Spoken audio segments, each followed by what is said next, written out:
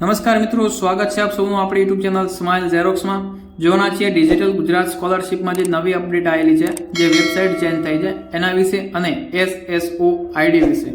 બરાબર, સૌપ્રથમ ગૂગલમાં digital Gujarat search કરી અને પેજ પર આવી જશું. ત્યાર પછી સિટીઝન લોગિન અને રજિસ્ટ્રેશન લખેલ છે, ત્યાં ક્લિક કરીશું. આપણે ત્યાં ક્લિક કરીશું એટલે કે તમને નવો જ આ રીતનો ઇન્ટરફેસ દેખવા મળશે. અહીંયા જો નાગરિકો માટે કંઈક મહત્વની સૂચના આપેલ છે, એના વિશે આપણે જોઈએ થોડું. તો કે સૌ પ્રથમ એને ડિજિટલ ગુજરાત પોર્ટલના લોગિન વિકલ્પ પર આપણે ક્લિક કરવાનું રહેશે. ત્યાર પછી આપણે ફોરગેટ SSOID પર ક્લિક કરી અને પોતાનો મોબાઈલ નંબર અથવા તો ઈમેલ આઈડી દાખલ કરી તપાસવાનું કે SSOID પહેલેથી બનાવેલ છે કે નહીં. બરાબર, એના પછી જો SSOID બનાવેલું હોય તો આપણે ફોરગેટ પાસવર્ડ કરવાનો છે. જે રીતે આપણું પહેલા આઈડી મોબાઈલ નંબર હતો અને આપણે ફોરગેટ પાસવર્ડ કરતા એ રીતે. તો અહીંયા આપણે SSOID હવે મેળવવાનું છે. જો SSOID ન બનેલું હોય તો આપણે સાઇન અપ કરી અને SSOID પર ક્લિક કરીને નવી પ્રોફાઇલ જનરેટ કરવાની રહેશે. બરાબર, જોઈએ હેડો આપણે આગળ સ્ટેપ બાય સ્ટેપ. તો આને પહેલાં આપણે ક્લોઝ કરીશું અને લોગિન પર ક્લિક કરીશું. તો અહીંયા હું આને ક્લોઝ કરું છું.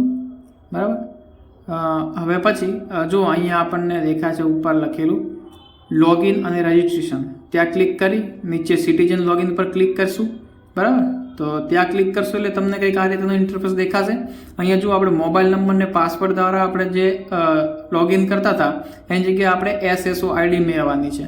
તો આપણી પાસે SSOID નથી, એટલા માટે આપણે અહીંયા નીચે જો login with mobile email OTP, બરાબર, ત્યાં ક્લિક કરી અને આપણે SSOID મેળવશું. જો બનાવેલી હશે અગાઉથી તો આપણને મળી જશે.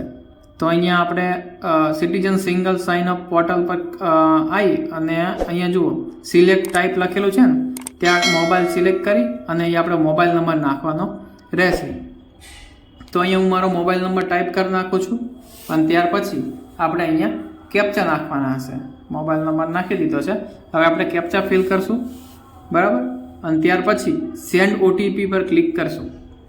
ત્યાં ક્લિક કર્યા પછી અહીંયા જો તમારી મોબાઈલમાં એક OTP આવશે, એ આપણે અહીં દાખલ કરી અને વેરીફાઈ OTP કરવાની છે. આપણે રાહ જોશું OTPની. ઓકે, OTP આવી ગયો છે. તો હવે આપણે અહીંયા એન્ટર કરી નાખીએ OTP અને ત્યાર પછી વેરીફાઈ OTP પર ક્લિક કરીએ. બરાબર,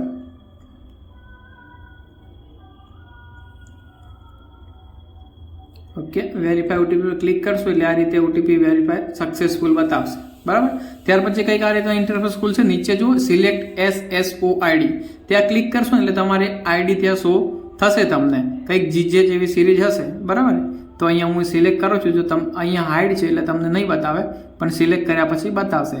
જો આ રીતે હું તમારું એક આઈડી અને તમારું નામ એ બંને શો થશે. તો અહીં તમારે નોટ કરી લેવાનું છે તમારા આઈડી અને પછીથી ફોરગેટ પાસવર્ડ કરી અને એ પાસવર્ડ નવો બનાવવાનો રહેશે. બરાબર, તો અહીંયા ત્યારબાદ જો લોગિન કરવા માટે આપણે અહીંયાથી ડાયરેક્ટલી કેપ્ચા નાખી અને સાઇન ઇન કરી નાખીએ.